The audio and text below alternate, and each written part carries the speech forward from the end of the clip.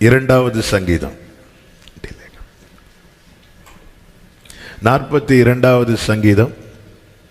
Jesus, ஹல்லேலூயா.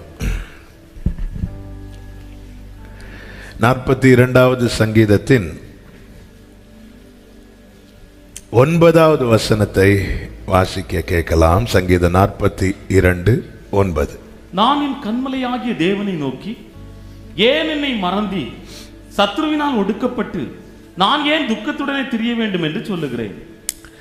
கர்த்தருடைய பரிசுத்த நாமம் மகிமைப்படுவதாக. நேற்று காலையில் இந்த ஃபாஸ்டிங் பிரேயருக்காக, வார்த்தைக்காக ஆண்டவர் சமூகத்தில் இருந்தபோது ஆண்டவர் இந்த கேள்வியை தான் உள்ள கொண்டு வந்தார். உடனே இந்த வசனம் எங்க இருக்குன்னு தேடினேன்.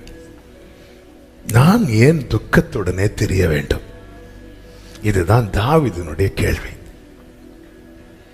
நான் ஏன் துக்கத்துடனே திரிய வேண்டும்? ஹல்லேலூயா.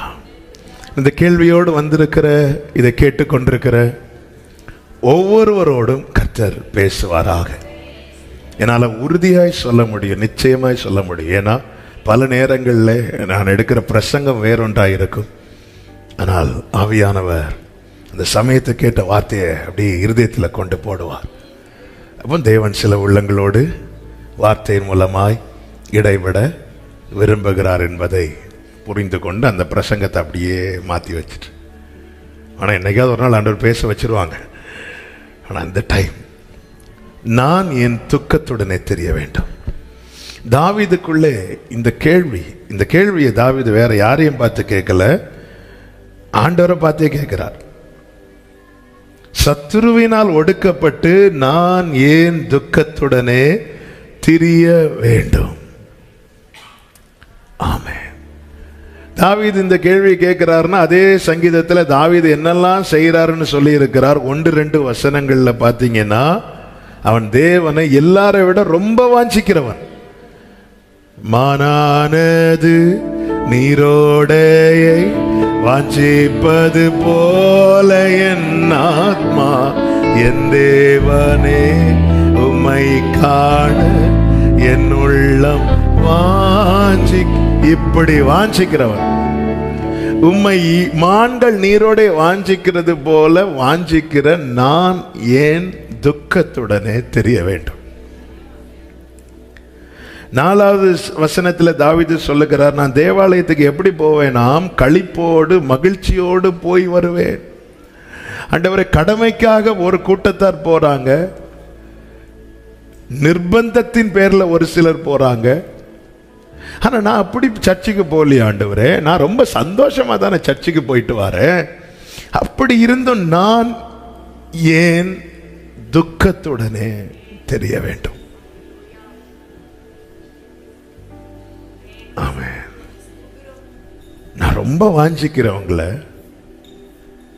எங்க வீட்டில் எல்லாரும் எழும்புறதுக்கு முன்னாடி நான் சீக்கிரமா எழும்புறேன் உங்களை தேடுறதுக்காக. எல்லாரும் தூங்கினதுக்கு அப்புறம் நான் வெயிட் பண்றேன் உங்க சமூகத்தில் இருக்கிறதுக்காக. ஒரு மானானது நீரோடை வாஞ்சிக்கிறது போல நான் வாஞ்சிக்கிறேன். அப்புறம் நான் ஏன் சத்துருவினால் ஒடுக்கப்பட்டு துக்கத்துடனே தெரிய வேண்டும்? எல்லாரும் சிலர்லாம் கிறிஸ்துமஸ் டைம்லாம் சர்ச்சுக்கு வருவாங்க, நியூ இயருக்கு வருவாங்க, ஈஸ்டருக்கு வருவாங்க, சிலர் வேற வழி இல்லாம வருவாங்க, சிலர் ஏதோ ஒன்று பெற்றுக்கொள்ள வருவாங்க. ஆனால் நான் அப்படி சர்ச்சுக்கு போகலையே. நான் மகிழ்ச்சியோடும் சந்தோஷத்தோடும் துதியோடும் அப்படிதான் நான் போயிட்டு வருவேன். அப்படி இருக்கும்போது நான் ஏன் துக்கத்துடனே தெரிய வேண்டும்?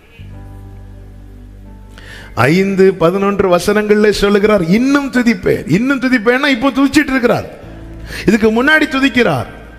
ஆண்டவர், நான் உங்களுக்கு கொடுக்க வேண்டிய துதி பலியை நான் நிறுத்தவில்லையே, நான் துதித்து கொண்டு தானே இருக்கிறேன், இன்னும் துதிப்பேன் என்று தானே சொல்லுகிறேன். அப்படி இருந்தும் நான் ஏன் துக்கத்துடனே தெரிய வேண்டும்? நாம இப்படி கேட்கலனாலும் நம்முடைய கேள்விகள், அநேகருடைய கேள்விகள் இதுதான். ஆண்டவரே, உண்மையில என்ன மறந்துட்டீங்களா? ஆமா. ஏன் என்னை மறந்தீர்? சத்துருவினால் ஒடுக்கப்பட்டு நான் ஏன் துக்கத்துடனே திரிய வேண்டும்? இந்த கேள்விகளுக்கான பதிலை தான் கர்த்தர் இந்த நாளிலே நம்மோடு கூட பேசுகிறார். ஒன்றை புரிந்து கொள்ள வேண்டும், நாம் கேட்டது போல் அங்கிருந்து பதில் வராது. ஆனால் அங்கிருந்து பதில் நம்முடைய கேள்விகளுக்கு எல்லாம் போதுமானதாய் இருக்கும். நான் ஏன் துக்கத்துடனே தெரிய வேண்டும் என்கிற கேள்வியோடு வந்திருக்கிற ஒவ்வொருவரும் கவனிக்க வேண்டிய, கேட்க வேண்டிய 7 காரியங்களை தான் இந்த நாளிலே நாம் தேவ சமூகத்திலிருந்து கேட்க போகிறோம். ரொம்ப சிம்பிள். ஆனால் இது கண்டிப்பாக இப்படிப்பட்ட கேள்வியோடு இருக்கிற, விசேஷமாய் சோதனையின் பாதையில், நெருக்கத்தின் சூழ்நிலையில், சில நேரத்தில் சத்துருவின் கை ஓங்கினது போல இருக்கும். நமக்கு எதிரான சத்துருவின் எண்ணங்கள் நடந்து ஏறுவது போல தோன்றும் போதுதான் இப்படிப்பட்ட கேள்வி வரும். ஆண்டவர் கைவிட்டுட்டீரோ? சத்துரு எழும்பும் போதெல்லாம் நமக்கு கேள்வி வராது. ஆனால் சத்துரு ஜெயிக்கிறது போல, எல்லாமே சத்துருவுக்கு ஃபேவரா, எல்லாமே அனுகூலமாய், அவனுக்கு அனுகூலமாய் மாறும்போது நமக்கு இப்படிப்பட்ட கேள்விகள் எழும்பும். தாவீதுக்கு எழும்புச்சுன்னா நம்ம எல்லாம் மாத்திரம். அப்போ இப்படிப்பட்ட கேள்விகள் எழும்பும்போது வேதம் நமக்கு கற்றுத்தருகிற அநேக காரியங்கள் இருந்தாலும் இந்த நாளில் ஒரு 7, அந்த 7ஐயும் நம்ம கண்டிப்பாக உள்வாங்கணும், மனசில் வைக்கணும். இல்லைன்னா நம்மளால் அடுத்த ஸ்டெப் எடுத்து வைக்க முடியாது. ஆமென் சொல்லுங்க பார்க்கலாம். முதலாவது காரியம் நன்றாய் புரிந்து கொள்ள வேண்டும். இன்னைக்கு நாம் ஒரு பாதையில் போயிட்டு இருக்கிறோம். அதில் தானே இந்த பிரச்சனை, அதில் தானே இந்த போராட்டம். முதலாவது அறிந்து கொள்ள வேண்டிய, புரிந்து கொள்ள வேண்டிய காரியம் என்னவென்றால், வாழ்வின் பாதையை தீர்மானித்தது கர்த்தர். இத நீங்க நம்பினாலும் நம்பலைனாலும் நம்பிதான். ஆமென். God decides our course. ஆமென். ஹல்லேலூயா. அவர் தான் டிசைட் பண்றார், இவன் இதுல தான் போகணும். ஒரு பிள்ளை என்ன படிக்கணும், எந்த ஸ்கூலில் சேரணும், எந்த காலேஜுக்கு போகணும், எல்லாத்தையும் பேரண்ட் டிசைட் பண்ணுறாங்கல்ல. என்ன கோர்ஸ் எடுக்கணும் 4 பேர்கிட்ட கேட்டு டிசைட் பண்ணுறாங்கல்ல. ஆண்டவர் டிசைட் பண்ணி வாழ்வின் பாதையை தீர்மானிக்கிறது கர்த்தர்.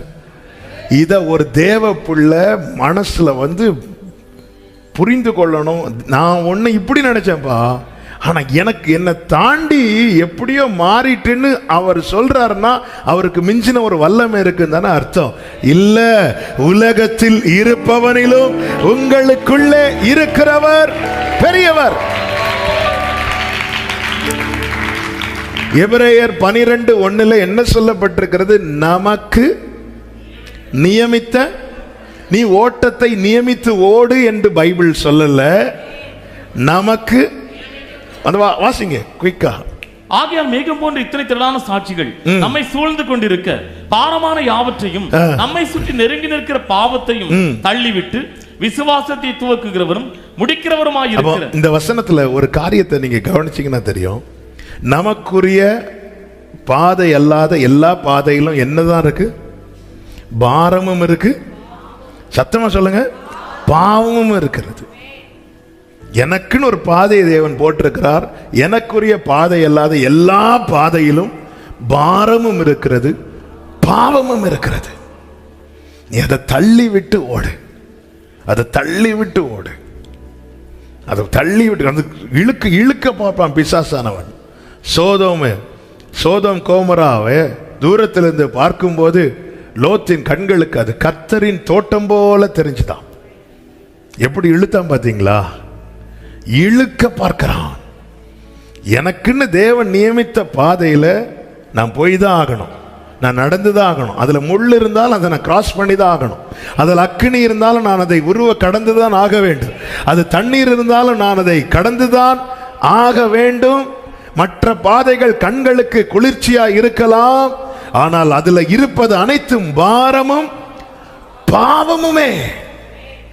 சொல்லிட்டு சொல்லப்பட்டிருக்கிறது, விசுவாசத்தை துவக்குகிறவரும் முடிக்கிறவருமாய் இருக்கிற இயேசுவை நோக்கி நமக்கு நியமித்திருக்கிற ஓட்டம். நாம் ஒரு ஓட்டத்தை நியமித்து ஓடுவோம் என்றல்ல, நமக்கு நியமித்திருக்கிற ஓட்டத்தில் பொறுமையோடு ஓட கடவோம். அப்போ ஓட்டத்தை தீர்மானிக்கிறது யாரு? நம்முடைய வாழ்க்கையின் கோர்ஸை தீர்மானிக்கிறது யாரு? கர்த்தர். மத்தேயு 14:22 வேதம் இப்படி சொல்லுகிறது, ஆமென். இயேசு ஜனங்களை அனுப்பி விடுகையில் தம்முடைய சீஷர்கள் படவில் ஏறி தமக்கு முன்னே அக்கறைக்கு போகும்படி அவர்களை துரிதப்படுத்தினார். ஃபோர்ஸ் பண்றார். ஃபோர்ஸ், கிளம்பு கிளம்பு. நமக்கு தெரியும், நடுக்கடல்ல போனதும் கடல்லாம் கொந்தளிக்குது, காற்று அடிக்குது. அப்போ கேட்கலாம் கேள்வி, நான் ஏன் துக்கத்துடனே தெரியணும்? இதுக்கு நான் பேசாம அந்த அப்பம் சாப்பிட்டுட்டு போனாங்க எல்லா ஜனங்க, அந்த கூட்டத்தில் நான் போயிருக்க வேண்டியதானே? அவங்க யாருக்காவது இந்த பிரச்சனை உண்டா? கூட இருக்கணும்னு வாஞ்சித்து, மானானது நீரோட வாஞ்சிக்கிறது போல வாஞ்சித்து வந்த எனக்கு தானே பிரச்சனை? உங்க சமூகத்துல மகிழ்ச்சியாய் வர எல்லாத்தையும் விட்டு வந்த எனக்கு தானே பிரச்சனை? உண்மையே சுத்தி சுத்தி துதிச்சிட்டு இருக்கிற எனக்கு தானே பிரச்சனை? ஆமென். ஆண்டவர் துரிதப்படுத்தினாலதான் இவங்க போறாங்க. சில நேரத்தில் நமக்கான பாதையில தேவன் ஃபோர்ஸ் பண்ணி அனுப்புறார், துரிதப்படுத்தி அனுப்புகிறார். இதை கூட ஒரு செய்தி வேளையில் ஆவியானவர் சொல்ல வைத்தார். எல்லாரையும் நம்ம ஃபோர்ஸ் பண்ண மாட்டோம். யாருக்கிட்ட நமக்கு அதிகமாக உரிமை இருக்குதோ அவங்க கிட்ட தான் ஃபோர்ஸ் பண்ணுவோம், மற்றவங்க கிட்ட நம்ம ரிக்வெஸ்ட் தான் பண்ணுவோம். இன்னைக்கு இவங்களை துரிதப்படுத்துறாருன்னா அந்த அளவுக்கு அவருக்கு இவங்க ரொம்ப முக்கியமானவங்க. ஆமென். சில பாதையில சில காரியங்களை நம்ம கிட்ட கேட்காமலே ஆண்டவர் டிசைட் பண்ண காரணம் என்ன தெரியுமா? நம்ம அவருக்கு அவ்வளவு நெருக்கமானவங்க, முக்கியமானவங்க. ஆமென் சொல்லுங்க பார்க்கலாம். அப்ப இங்க பாதையை தீர்மானிக்கிறது கர்த்தர். யாத்ராகமம் 14வது அதிகாரம் 1-2 வசனங்களிலே கர்த்தர் மோசேயை நோக்கி, நீங்கள் திரும்பி மிக்தோலுக்கும் சமுத்திரத்துக்கு நடுவே பாதாள் சேவனுக்கும் முன்பாக இருக்கிற ஈரோத் பள்ளத்தாக்கின் முன்னடியிலே பாளையம் இறங்க வேண்டும் என்று இஸ்ரவேல் புத்திரருக்கு சொல்லு.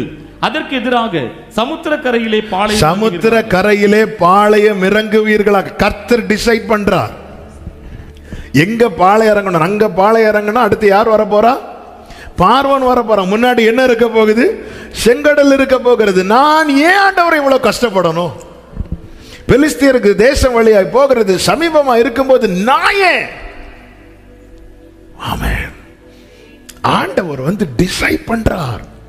அவருடைய தீர்மானம் என்பது அனாதியாயிருக்கிறது, அது உறுதியாயிருக்கிறது. அவர் ஒன்ன செய்யறாருன்னா அதனாலதான் ஆண்டவர் சொல்லுகிறார், விருதாவா என்னை தேடுங்கள் என்று நான் யார்ட்டையும் சொல்லல. ஆண்டவரை தேடுகிறவங்க வாழ்க்கையில தேவன் செய்கிற ஒவ்வொன்றிலும் ஆமென் அவருடைய சித்தம் என்று ஒன்று இருக்கிறது. என் நினைவுகள் உங்கள் நினைவுகள் அல்ல. இதுதான் நமக்கு புரிய மாட்டேங்குது. இது புரிஞ்சுக்கிட்டாலே நம்ம கிட்ட இந்த கேள்விகள் எழும்பாது. இது ப்ரீச் பண்றது ரொம்ப ஈஸி. ஆனா நம்ம பல நேரத்தில் தாவீதை கேட்கிறார். ஒரு நாளில் 7 தரம் துதிக்கிறவன், 3 தரம் ஜெபிக்கிறவன், நாள் முழுவதும் வேதத்தை தியானிக்கிறவன், கர்த்தருடைய காரியத்துக்கு, தன் குடும்ப காரியத்தை விட கர்த்தருடைய காரியத்துக்கு அதிக முக்கியத்துவம் கொடுக்கிறவன், இருதயத்துக்கு ஏற்றவன் என்று தேவனால் சாட்சி பெற்றவன், கோலியாத் சிங்கம் கரடி போன்ற எதிரிகளை தைரியமா எதிர்கொண்டவன். ஆமென். தேவனை கவர்ந்து இழுத்தவன். அவன் சொல்லுகிறான், நான் ஏன் துன்பத்தோடு தெரியணும்? நான் எவ்வளவு வாஞ்சிக்கிறவங்கள, நான் எவ்வளவு உங்க சமூகத்தை தேடுகிறேன். உங்களை துதிக்கிறதுல ஏதாவது குறை வச்சேன் ஆண்டவரே? ஏன் நான் துன்பத்தோடு தெரியணும்? ஆண்டவர் காண்பித்து தருகிறார். இங்க பாரு, நீ முதல்ல புரிஞ்சுக்கோ, உன் வாழ்க்கையில ஒவ்வொரு பகுதியையும் நான் தீர்மானித்தது என்பதை மறந்து விடாதே. இந்த சிவந்த சமுத்திர கரையிலே பாளையம் இறங்க வேண்டும் என்பது தேவனுடைய தீர்மானம். இவைகளெல்லாம் நமக்கு திருஷ்டாந்தமாய் சொல்லப்பட்டிருக்கிறது. இதுக்கு பின்னாக நடந்த சம்பவங்கள் நமக்கு தெரியும். தேவன் தீர்மானித்த பாதையில் நடக்கிற ஒருவரும் மாண்டதாக சரித்திரம் இல்லை. அப்ப கேட்கலாம், இஸ்ரவேலர்கள் வனாந்தரத்தில் அழிந்தார்களே, அவர்கள் அந்த பாதையிலே நடக்க மனம் இல்லாமல் பின்னிட்டு போய் மடிந்தார்கள். வேதம் சொல்லுகிறது, அவர்கள் இருதயத்தில் எங்க திரும்பினார்களாம்? எகிப்துக்கு திரும்பினார்கள். அவங்க காலு நேரா தான் போயிட்டு இருக்காங்க, இருதயம் எகிப்தை நோக்கி போயிட்டு. இருதயம் எங்க திரும்பி இருக்கிறதோ அதை நோக்கி கொஞ்ச நேரத்திலே நம்முடைய மற்ற அவயவங்கள் திரும்ப ஆரம்பிச்சிடும். அதனாலதான் இருதயத்தை அவர் ஆராய்ந்து பார்த்துட்டே இருக்கிறார். என் இருதயம் எதை நோக்கி இருக்குதோ அதை நோக்கி தான் என் அவயவங்களும் செயல்பட்டு கொண்டிருக்கும். என் இருதயம் எகிப்துக்கு திரும்ப ஆரம்பிச்சிட்டுன்னா கொஞ்ச நேரத்தில் என்னுடைய அவயவங்கள் எல்லாம் திரும்ப ஆரம்பிச்சிடும். வேவு பார்த்துட்டு வந்துட்டு யோசுவா காலேபை தவிர மற்ற ஜனங்கள்லாம் சொன்னாங்க, கானான் தேசம்தான், ஆனால் அதை சுற்றி ஏத்தியர் எபூசியர் இவங்கெல்லாம் இருக்கிறாங்க, பிடிக்கிறது ரொம்ப கஷ்டம்னு சொல்லும்போது இவங்க டீம் சேர்த்து எங்கே போக பார்க்குறாங்க? எகிப்துக்கு. ஏன்னா ஆல்ரெடி இருதயம் எங்கே போயிட்டு? எகிப்துக்கு போக ஆரம்பிச்சுட்டு. ஆண்டவர் சொல்கிறார், இவன் 10 முறை என்னை பரீட்சை பார்த்த ஒருத்தனை எங்கே வந்துட மாட்டான்.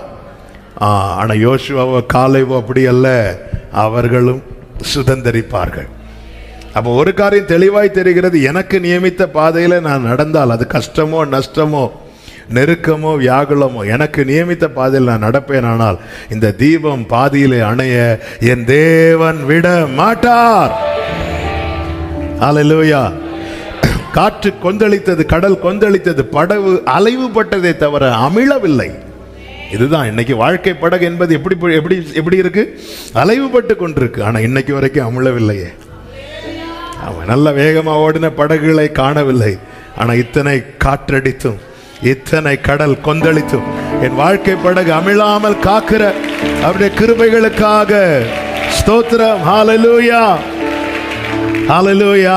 திருக்கரங்கள் தருന്ന நல்ல சிற்சையில் ஞான் பதறுகில்லை. பவுல் சொல்லுகிறார், எனக்கு ஒரு முள் கொடுக்கப்பட்டது. இந்த பலவீனம் என்னை குட்டும் சாத்தானா இருக்கிறது. அப்பதான் தேவ சமூகத்தில் போய் அமரும் போதுதான் புரிந்து கொண்டான், இது கர்த்தர் தீர்மானித்தது.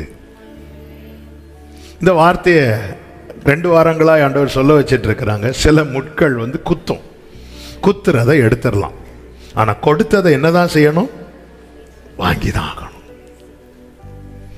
பிதாவே, இந்த பாத்திரம் என்னை விட்டு நீங்கும் கொடுமானால் நீங்கும்படி செய்யும் என்று இயேசு ஜெபித்த போது பிதா ஏதாவது பேசினாரா? ஏன் பேசல? அது யார் கொடுத்தது? பிதா கொடுத்தது. இது அவருடைய தீர்மானம்.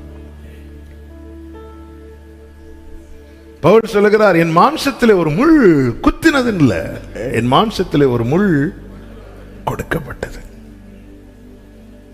கொடுத்தா வாங்கிக்கோ. நான் என்னை உயர்த்தாதபடிக்கு என் மாம்சத்தில் ஒரு முள். நம்மளை கூப்பிட்டு யாராவது முள்ள கொடுத்தா, என்ன மேத்யூ வாங்குவியா? வாங்க மாட்டேன். நான் வச்சுக்கோப்பா கொஞ்சம் முள். ஒரு முள் கொடுக்கப்பட்டது. இந்த வார்த்தையை நேற்று இரவு எழுதும் போது ஆண்டவர் உடனே சொன்ன வார்த்தை ஞாபகம் இருந்துச்சு. என்ன வார்த்தை தெரியுமா? உங்களுக்கு இன்னது தேவை என்று கரெக்டா சொல்லுங்க. உங்கள் பரமபிதா, உங்க அப்பாவுக்கு தெரியும் உனக்கு இன்னது தேவை என. பவுலே, உனக்கு இன்னது தேவை என. நம்ம தேவைன்னா உண்ண உணவு, உடுக்க உடை, தங்குறதுக்கு இடுத மட்டும் பார்த்துட்டு இருக்க. சில நேரத்தில் அவர் தருகிற முள்ளும் நமக்கு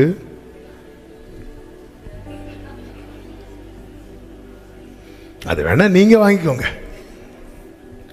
எனக்கு என்னது தேவை என்று அறிந்திருக்கிறார்.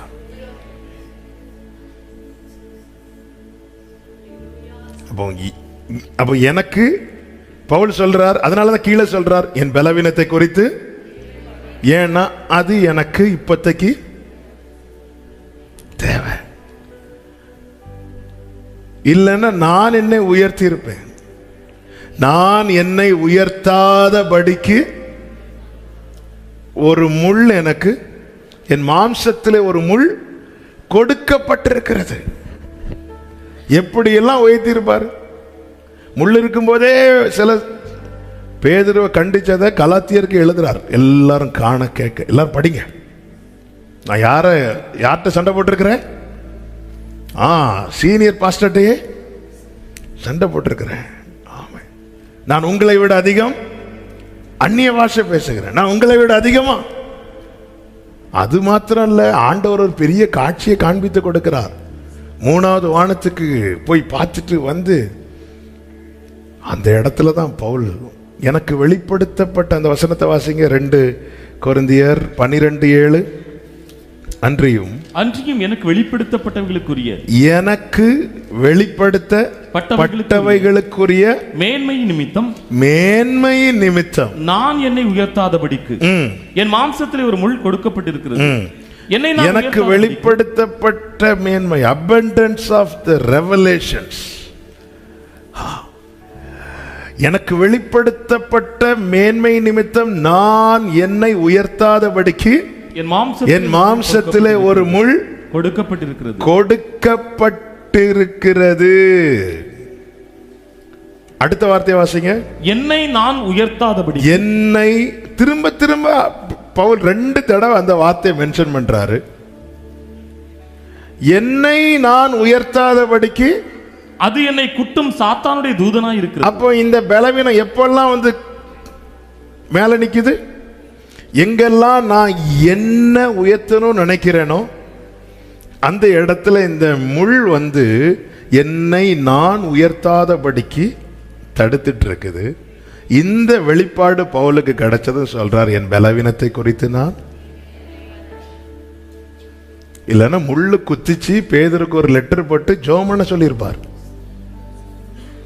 நம்ம எல்லாம் கொடுக்கப்பட்டதை ஜெபத்துல நீக்கலான்னு பார்த்துட்டு இருக்கிறோம், நீங்க மாட்டேங்குது. தூண்களை எண்ணப்பட்ட பேதுரு, யோவான், யாக்கோபுக்கு ஒரு லெட்டர், இப்படி ஒரு மாம்சத்தில் ஒரு முள்ளு குத்திட்டு இருக்கு, நீங்க ஜெபம் பண்ணுங்க, ஃபாஸ்டிங் இருந்து ஜெபம் பண்ணுங்க. இல்ல இல்ல, நான் மேன்மை பாராட்டுகிறேன். தேவனுக்கு தெரியும் எப்படி நம்மை நடத்த வேண்டும் என. ஹல்லேலூயா. ஆனா ஆண்டவருடைய செயலை பாத்தீங்களா, பவுல முள்ள உதைக்க விடல, அதை ஸ்டாப் பண்ணிட்டு அவர் ஒரு முள்ள கொடுக்கிறார். பவுல் தமஸ்குக்கு போகிற வழியில கர்த்தர் அவனை சந்தித்து அவன்கிட்ட என்ன சொல்லுகிறார், முள்ளில் உதைக்கிறது, அதை ஸ்டாப் பண்ணிட்டார். முள்ள கொத்த விடல, முள்ள தேவன் கொடுக்கிறார். உலகம் கொடுக்கிற முள்ளு நம்முடைய ஓட்டத்தை பாதியில முடிச்சிடும். பரலோகம் ஒரு முள்ள கொடுக்குதுன்னா அதை சந்தோஷமா வாங்குங்க. அப்படி வாங்கினவன் சாட்சி கொடுக்கிறார், நல்ல போராட்டத்தை போராடினேன், ஓட்டத்தை முடித்தேன். ஆண்டவருக்கு, அதாவது இதுதாங்க ஒரு நல்ல மனுஷனுடைய முடிவை பாருன்னு பைபிள் சொல்லுது. அந்த முடிவை பாரு, ஒரு வாழ்க்கையினுடைய முடிவு அதுதான் இருக்கு. அங்கதாங்க நமக்கு நித்தியமே ஓப்பன் ஆகுது.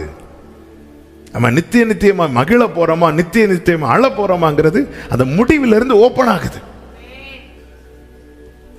ஒரு தேவ பிள்ளைங்க, தேவனை சார்ந்து கர்த்தருக்குள் மரிக்கிறவங்களுடைய முடிவை பார்த்தீங்கன்னா நல்ல சமாதானமா இருக்கும், ஒரு நிறைவு. அவங்களை பார்த்தாலே, நம்ம அழனோன்னு கிட்ட போய் பார்த்தாலே அழ தோணாது. அழனோன்னு போவோம், அப்படி பார்த்தா நமக்கு அந்த ஒரு சமாதானத்தை நம்மளால வந்து ஃபீல் பண்ண முடியும். அதான் தேவன் கொடுக்கிற இளைப்பாறுதல், அந்த முடிவு. அதுக்கு என்ன தேவைன்னா, எனக்குன்னு ஒரு கோர்ஸை கர்த்தர் நியமித்து இருக்கிறார்ல, அதுல நான் நடந்துதான் ஆகணும். தேவன் தீர்மானிக்கிறார். திருக்கரங்கள் தருന്ന நல்ல ശിക്ഷയിൽ ഞാൻ പതറുകില്ല, മക്കളെങ്കിൽ ശാസനകൾ, മക്കളെങ്കിൽ ശാസനകൾ, സ്നേഹത്തിൻ പ്രകാശനങ്ങൾ, സ്നേഹത്തിൻ. நேரம் போகிறதுனால அடுத்த காரியத்தை, இரண்டாவதாக, எல்லா சோதனையிலும் தேவ திட்டமும் நமக்கான நன்மையும் உண்டு. எல்லா சோதனையிலும் தேவனுடைய பர்பஸ், தேவனுடைய திட்டம் இருக்கிறது. அதுல நமக்கான நன்மை இருக்கிறது. இன்னும் சொல்லணும்னா, தேவன் நடத்துகிற பாதையில தீமை அல்ல, நன்மை மட்டுமே இருக்கிறது. ஆமீன் சொல்லுங்க பார்க்கலாம். 145வது சங்கீதம் 17வது வசனத்துல நம்முடைய ஆண்டவரை குறித்து வேதம் இப்படி சொல்லுகிறது, கர்த்தர் தமது வழிகளில் எல்லாம், கர்த்தர் தமது வழிகளில் எல்லாம் நீதி உள்ளவரும் தமது கிரியைகளில் எல்லாம் கிருபை உள்ளவருமாய் இருக்கிறார். கர்த்தர் தமது வழிகளில் எல்லாம் நீதி உள்ளவராம். The Lord is righteous in all his ways. அப்போ நீதி தவறி அவர் ஒண்ணுமே செய்ய மாட்டார்.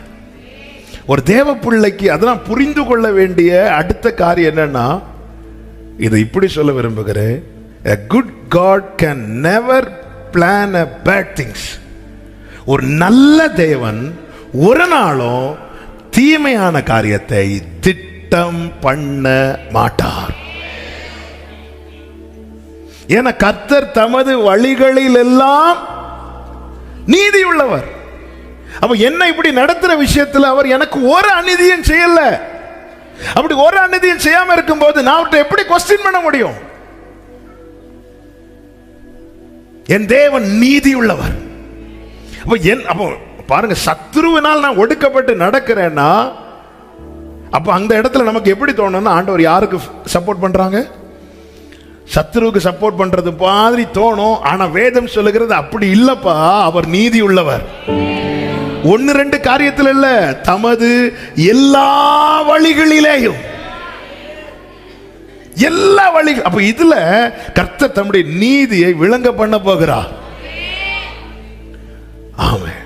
அதே தாவீதை வச்சு பாட வைக்கிறார். என்ன பாட வைக்கிறார்? நான் மரண இருளின் பள்ளத்தாக்கில் நடந்தாலும் பொல்லாப்புக்கு பயப்படேன், தேவரீர் என்னோடு கூட இருக்கிறீர், உமது கோலும் உமது தடியும் என்னை தேற்றும், என் சத்துருக்களுக்கு முன்பாக எனக்கு ஒரு பந்தி ஆயத்தப்படுத்தி என் தலையை ஆயத்தம். ஒரு பக்கம் ஆயத்தமாக்கப்படுகிறது, இன்னொரு பக்கம் மரண இருளின் பள்ளத்தாக்கின் வழியே ஒருவன் நடத்தப்பட்டு கொண்டிருக்கிறான். இங்க ஆயத்தமாய் முடிஞ்சதும் அவனை கொண்டு வந்து நிறுத்துறதும் கரெக்டா இருக்கும்.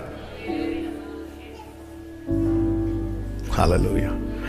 ஆயத்தமாக்கும் போது சத்துருக்கள்லாம் நினைச்சிட்டு இருப்பாங்க, இது நமக்கு தான், இது நமக்கு தான், இது நமக்கு தான், இது நமக்கு தான், நம்ம தவிர வேற யார் வர போறா? அதவனி அப்படிதான் நினைச்சிட்டு இருந்தான். அடுத்த ராஜா யாரு தான்?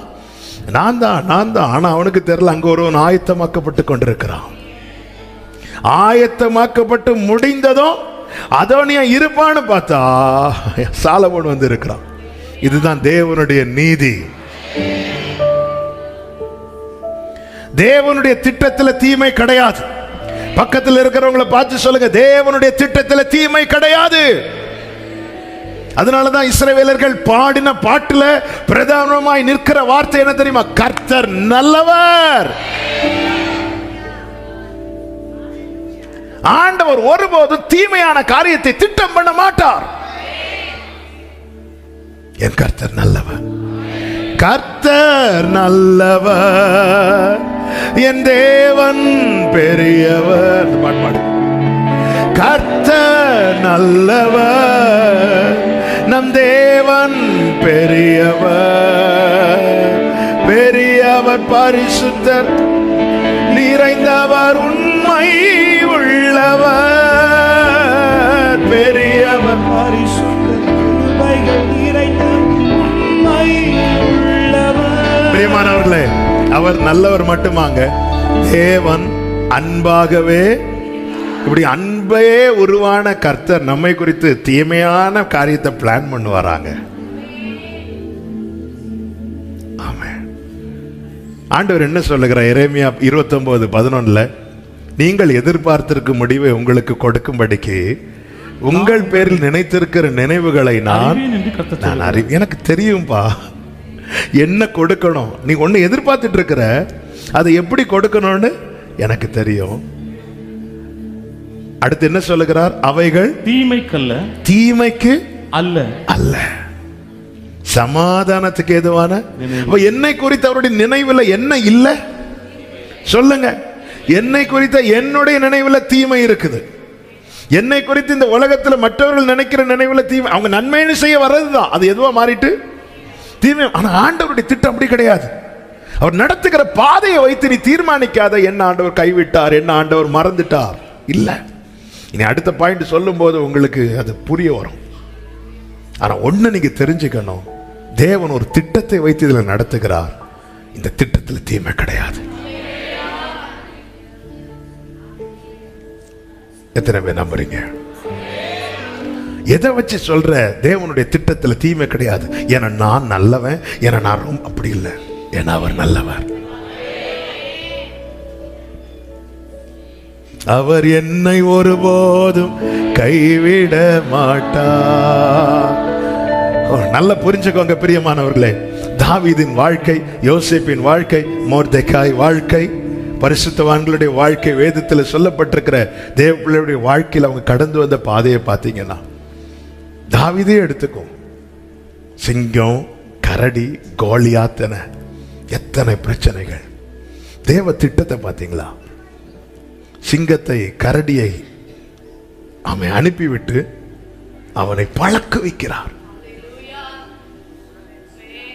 ஆமென். அடுத்து கோலியாத்துக்கு முன்னாடி கொண்டு வந்து நிறுத்துவதற்கான தைரியத்தை கொடுக்கிறார். சிங்கம் கூட கரடி கூட ஃபைட் பண்ணலன்னா இந்த தைரியம் வந்திருக்கும். ஏன்னா அப்படி சொல்லி தான் உள்ள என்ட்ராகிறார். நான் ஒரு விஷயம் சிங்கம் வந்துச்சு, ஒரு விஷயம் கரடி வந்துச்சு, இப்போ கோலியாத் சரிதான், தைரியம் கிடைச்சிட்டுல, அப்புறம் ஏன் கோலியாத்? கோலியாத்துக்கு முன்னாடி கர்த்தர் கொண்டு வந்து நிறுத்தி அவனுக்கு ஒரு அறிமுகத்தை கொடுக்கிறார். ஆமென். ஹல்லேலூயா. தேவன் செய்கிற ஒவ்வொரு காரியத்தையும் பார்த்தீங்கன்னா, ஒவ்வொரு சூழ்நிலையில கர்த்தர் ஒவ்வொருத்தரை கொண்டு நிறுத்துறாருன்னா அங்க ஏதோ ஒன்று அவர்களுக்கு கொடுக்கப்படுகிறது. யாக்கோவின் வீட்டில் யோசேப்புக்கு சொப்பனம் பார்க்கிற கிருபை மட்டுமே கொடுக்கப்பட்டது. ஜெயில யோசேப்புக்கு சொப்பனத்துக்கு அர்த்தம் சொல்லும் கிருபை கொடுக்கப்பட்டது. பார்வோன் சமூகத்தில் யோசேப்புக்கு அர்த்தத்தை மட்டுமல்ல, அதை எப்படி நடப்பிக்க வேண்டும் என்கிற ஆலோசனை கொடுக்கிற கிருபை கொடுக்கப்பட்டது. ஒரு தேவன் ஒரு சூழ்நிலையை உங்களை கொண்டு போய் நிறுத்துறார்னா அதுல உங்களுக்கு இல்லாத ஒன்றை நீங்கள் பெற்றுக்கொள்ளும்படிக்கு கர்த்தர் கிருபை பாராட்டுகிறார். ஆமென். தேவனுடைய திட்டத்தில் தீமை கிடையாது. இன்னைக்கு ஒருவேளை நடக்கும் பாதை கடினமா இருக்கலாம், துன்பத்தில் நடுவில் நடப்பதை போல இருக்கலாம், சத்துருவினால் ஒடுக்கப்படுவதை போல காணப்படலாம். ஆனா தேவனுடைய திட்டத்தில்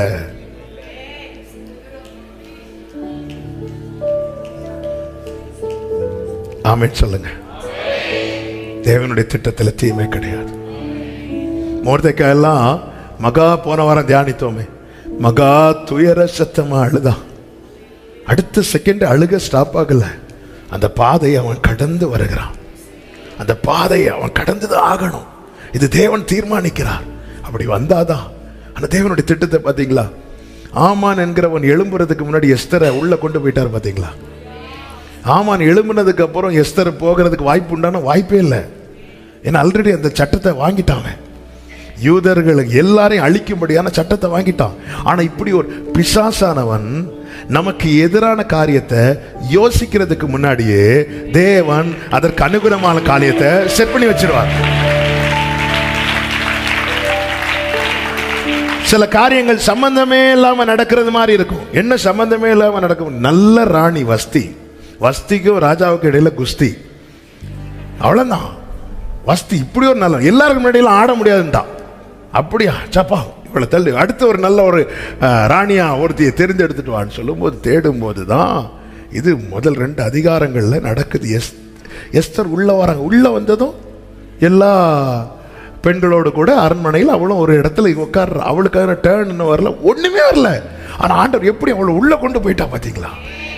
என் தேவனுடைய திட்டத்துல தீமை இருக்காது. தீமை இருக்கும், ஆமானுக்கு தீமை இருக்கும், சாத்தானுக்கு தீமை இருக்கும். ஆனா இரத்தத்தால் மீட்கப்பட்ட பிள்ளைகளுக்கு, இரத்தத்தால் மீட்கப்பட்ட தேவ பிள்ளையே, தேவ திட்டத்தில் உனக்கு தீமை கிடையாது. ஆமென். ஹல்லேலூயா, ஹல்லேலூயா. சத்துரு நமக்கு எதிரான காரியத்தை யோசிக்கிறதுக்கு முன்னாடி, சரி இப்போ அடுத்த கேள்வி உங்கள்கிட்ட கேட்கிறேன். ஏரோது பிள்ளைகளை கொலை செய்யணும்னு பிளான் பண்ணதுக்கு அப்புறமா கர்த்தர் யோசேப்பிட்ட தட்டி எழுப்பி நீ பிள்ளைய கொண்டுட்டு போன்னு சொன்னாரா, இல்ல அவன் யோசிக்கிறதுக்கு முன்னாடியே கர்த்தர் போன்னு சொன்னாரா? கரெக்டா சொல்லணும். எந்த சத்தம் நிறைய கேட்குன்னு சொல்லிட்டு வாயசைக்க கூடாது. மத்தேயு சுவிசேஷம் 2வது அதிகாரம்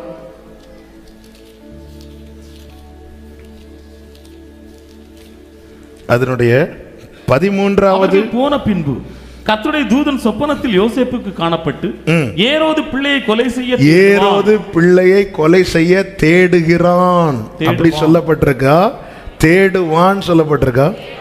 அப்ப என்ன அவன் பிளான போடல, அதுக்கு முன்னாடி ஆண்டவர் சேஃப் ஆக்கிட்டார். சொல்லுங்க, என் தேவன் பெரியவர். ஹல்லேலூயா. என் தேவன் பெரியவர். நீ கீழே படிச்சீங்கன்னா தெரியும். 16வது வசனம். அப்பொழுது ஏரோது தான் சாஸ்திரிகளால் வஞ்சிக்கப்பட்டதை கண்டு மிகுந்த கோபம் அடைந்து ஆட்களை அனுப்பி, அதுக்கப்புறம் தான் அவன் ஆட்களை அனுப்பி பிளான் எல்லாம் போட்டு வந்து பார்த்தா ஆளை காணல.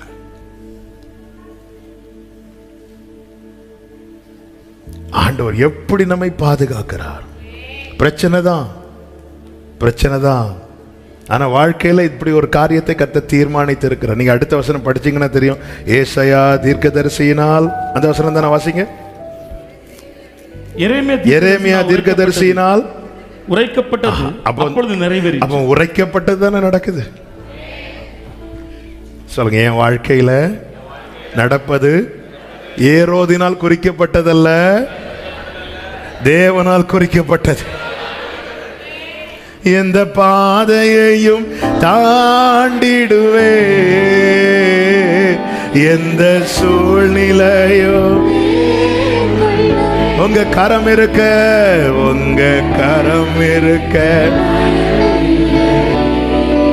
ஆமென். உங்க கரம் நல்லா புரிஞ்சுக்கோங்க. தேவன் தம்முடைய வழிகளில் எல்லாம் நீதி உள்ளவராயிருக்கிறார். வழிகளில் என்ன தேவன் ஒரு பாதையில நடத்துறார்னா அதுல எனக்கு தீமை ஒண்ணுமே செய்ய மாட்டார். ஆனா கடக்கிறது வர கொஞ்சம் கஷ்டமா தான் இருக்கும். கடக்கிறது, அதனாலதான் தீயையும் தண்ணீரையும் கடந்து வந்துட்டீங்கல்ல.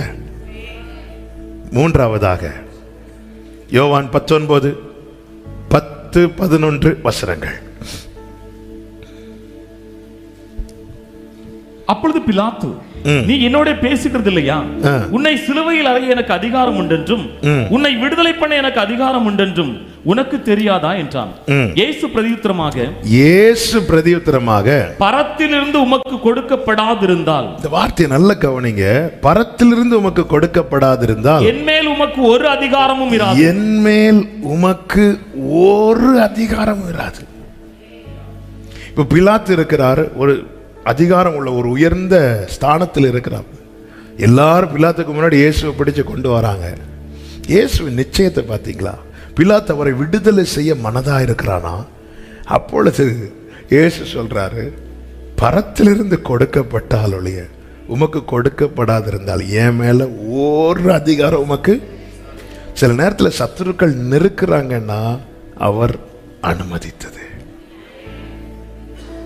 மூன்றாவது புரிந்து கொள்ள வேண்டிய காரியம் என்ன தெரியுமா? அவர் அனுமதிக்காமல் எதுவுமே நடக்காது. எனக்கு முன்பாக இருக்கிற சிங்காசனத்தில் இருக்கிற பிலாத்துவானாலும் சரி, ஏரோதுவானாலும் சரி, என்ன டிசைட் பண்ண வேண்டும் என்பதை தீர்மானிக்கிறவர். இதற்கு மேலே ஒரு சிங்காசனத்தில் ஒருவர் வீற்றிருக்கிறார், அவரே தீர்மானிக்கிறார். பிலாத்து சொல், நான் நினைச்சா காப்பாற்ற முடியும் தெரியுமா? இல்ல, பரத்திலிருந்து உனக்கு கொடுக்கப்படாதிருந்தால் இப்படிதான் எனக்கு அப்பா எழுதி இருக்கிறாங்கன்னா, பிலாத்துவே நீங்க தலைகீழா நின்னாலும் கதை நடக்காது. அதனாலதான் அழிக்கணும்னு நினைச்ச ஏரோதை குறித்தும் அவர் கலங்கவில்லை, காப்பாற்றணும்னு நினைச்ச பிலாத்தை குறித்தும் அவர் பதறவில்லை. நாம பல நேரத்தில் எப்படி நினைக்கிறோம் தெரியுமா? இவர் மட்டும் இருந்திருந்தா ஒன்னும் நடக்காது நினைக்கிறோம்ல.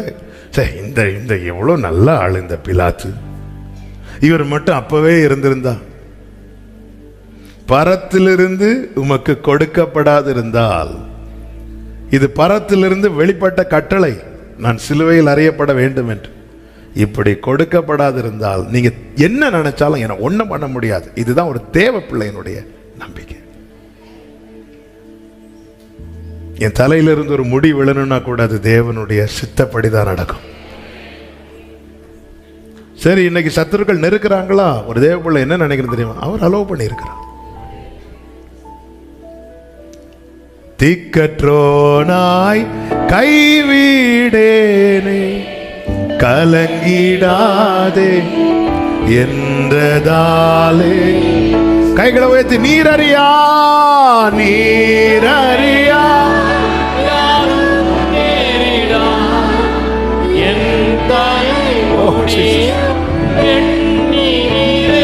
நீரறியா நீரறியா